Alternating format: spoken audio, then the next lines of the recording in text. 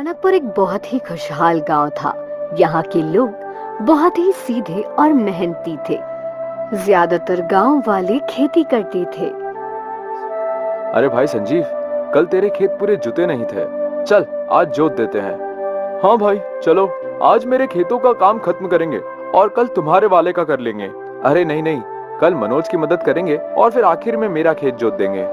रनकपुर के लोग एक दूसरे की मदद करने में विश्वास रखते थे और शायद यही कारण था कि रनकपुर बहुत ही खुशहाल था। यहाँ की औरतें भी एक दूसरे से मनमुटाव नहीं रखती थी। अरे पूनम, घर पे है क्या? जी दीदी आई। ये ले, सुबह खीर बनाई थी, मुन्ना को बहुत पसंद है ना, तो सोचा मनोज के लिए भी ले आऊं। तेरे ब्याह से पहले वो अक्सर मेरे घर खीर खाने आता था। उसे मेरे हाथों की खीर बहुत पसंद है। बहुत अच्छा किया दीदी, एक मिनट ठहरिए।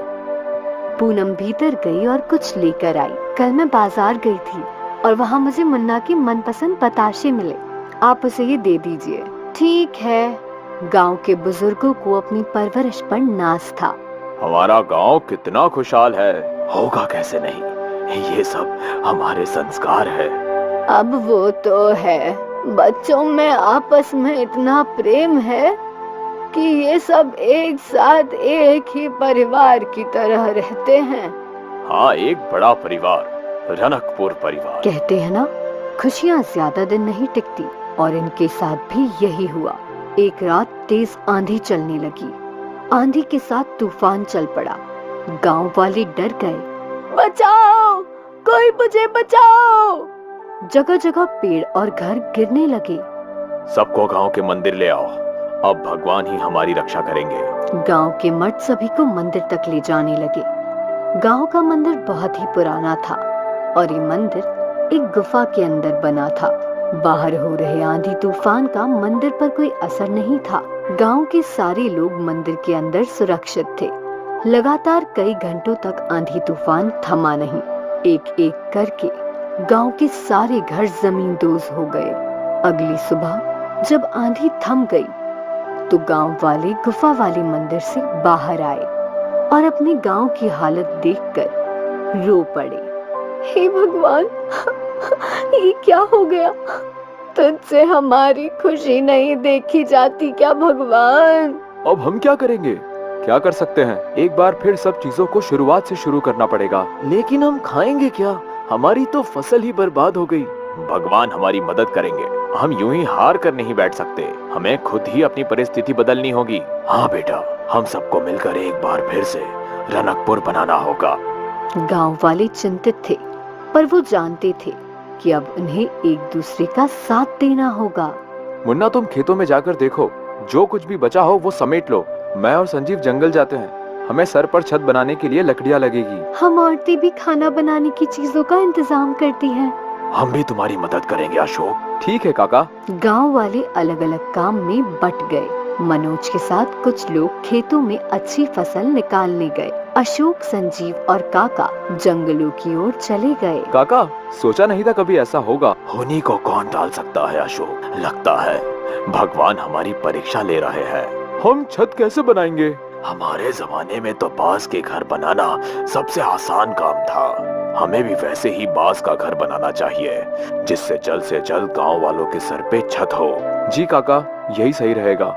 और इस जंगल में बांस के पेड़ भी हैं, मुझे पता है वो कहाँ है। अशोक उन लोगों को बैम्बू के पेड़ों के पास ले आया। अरे वाह, इतने सारे बैम्बू के पेड़, इससे तो हम पूरा गांव बना सकते हैं। पर इतने सारे पेड़ काट कर गाँव बनाने में हम सबकी खटिया खड़ी हो जाएगी। चिंता मत कर संजीव, हम सब एक दूसरे का साथ देंगे और देखना जल्दी ही गांव बन जाएगा। तीनों ने मिलकर बैम्बू काटने का काम शुरू किया। बैम्बू मोटे मोटे थे, जिन्हें काटने में उन तीनों के पसीने छूट रहे थे। एक बैम्बू काटने में इतनी मेहनत, बाप रे। अभी मैं काटता हूँ, तू थोड़ा आराम कर। ठीक है। वो लोग बारी बारी बैम्बू काट रहे थे। कई घंटे बीत गए, पर अब तक कुछ ही बैम्बू काट पाए थे। थोड़ी देर में अंधेरा होने वाला है, वो आखिरी मोटा वाला बैम्बू काटते हैं और फिर गांव लौट चलते हैं। ठीक है काका। तीनों मिलकर एक मोटा वाला बैम्बू काटने लगे। तीनों थके हुए थे, पर फिर भी अपनी पूरी ताकत से बैम्बू काट रहे थे। बैम्बू आधा ही कटा था कि उसमें से खून बहने लगा। ये क्या? रुको! उन लोगों को किसी औरत के रोने की आवाज आने लगी। मुझे मत काटो, मुझे दर्द हो रहा है। क्षमा कीजिए, हम किसी को नुकसान नहीं पहुंचाना चाहते थे। तूफान में हमारा गांव बर्बाद हो गया। बस घर बनाने के लिए बांस काटने आए थे। हमें क्षमा कर दीजिए। तभी उनके सामने बांस की देवी आई। बांस की देवी के तेज से जंगल प्रकाशित हो गया। देवी ने सबसे पहले उस बांस के पेड़ को ठीक किया। खून बहना बंद हो गया और रोने की आवाज भी थम गई। क्षमा कर दीजिए देवी, हमें पता नहीं था। रोने की आवाज सुनकर तुम लोग थम गए। इससे तुम अच्छे इंसान हो ये साबित होता है। ये कोई आम बांस का वृक्ष नहीं है, बल्कि ये जादुई बांस का वृक्ष है। जब तक ये वृक्ष इस जंगल में है, इस जंगल का संतुलन बना रहेगा। अच्छा हुआ हमने इसे पूरा नहीं काटा, वरना हमसे बहुत बड़ा पाप हो जाता। वैसे तुम इस जंगल में क्यों आए हो? कोई कभी यहाँ बांस काटने तो नहीं आता? हमारी मजबूरी है। कल रात के आंधी तूफान में हमारा गांव तहस नहस हो गया। रहने के लिए सर पर अब छत नहीं है, इसलिए हम बांस की लकड़ियां लेने यहाँ आए थे। चन्न दी कुड़ी बदला दी भैन सर तेनू बिजली बिजली कहण जिदे उत्ते मैं तुम्हारी ये समस्या सुलझा सकती हूँ। तुम्हें जितनी बांस की लकड़ियाँ चाहिए, वो हर दिन सुबह तुम्हारे गांव के बाहर तुम्हें मिलेगी। पर तुम्हें मुझे एक वचन देना होगा कि तुम इस जादुई बांस के पेड़ और इस जंगल के रहस्य के बारे में किसी को नहीं बताओगे। हम वचन देते हैं। तीनों ने बांस की देवी को वचन दिया और वहां रखी बांस उठाकर अपने गांव लौट आए। अगली सुबह जब वो उठे तो गांव के बाहर ही ढेर सारी बांस की लकड़ियां थी। इतनी तो हम भी नहीं काट सकते थे। धन्यवाद बांस की देवी। और फिर गांव वाले मिलकर बांस से घर बांधने लगे। सभी लोग एक दूसरे की सहायता कर रहे थे। ये लो दादी माँ, तुम्हारा घर तैयार है। भगवान तुम लोगों का हमेशा भला करे बेटा। एक एक करके सभी के घर तैयार हो गए। गांव वाले बहुत खुश थे। सोचा नहीं था कि समस्या से इतनी जल्दी उभर पाएंगे हम। ये सब सारे गांव वालों की मेहनत से हुआ है। उस दिन गांव वालों ने उत्सव मनाया और फिर अपने अपने घर में जाकर सो गए। रात को फिर से तेज आंधी बहने लगी और तूफान भी लौट आया। हे भगवान, ये क्या अनर्थ कर रहा है? एक बार फिर हमें बेघर करना चाहते हो क्या? हे भगवान, क्या ये बांस के घर इस आंधी तूफान को झेल पाएंगे? मुखिया जी ने घर से बाहर झांका तो बाहर तो तेज आंधी तूफान थी, पर बांस के घर को कुछ नहीं हो रहा था। ये कैसे संभव है? इन बांस के घर पर तो आंधी तूफान भी विफल हो गए।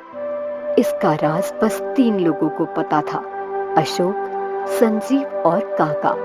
तूफान थमने के बाद गांव वालों ने उन तीनों से पूछा, आखिर माजरा क्या है? इन बांस के घर को कुछ नहीं हुआ। इन बांस के घरों के सामने आंधी तूफान भी फीके हैं, पर इसका राज हम बता नहीं सकते। हमने वचन दिया है। आप लोगों को बस यही बोलेंगे कि जब तक हम इन बांस के घरों में रहेंगे, हम सुरक्षित हैं। ठीक है, अब हमें चिंता करने की कोई जरूरत नहीं। रनकपुर एक बार फिर खुशहाल गांव बन गया था। अब कोई आंधी और तूफान उनके गांव को तहस नहस नहीं कर सकता था, क्योंकि उनका गांव अब कोई आम गांव नहीं, बल्कि जादुई बांस का मजबूत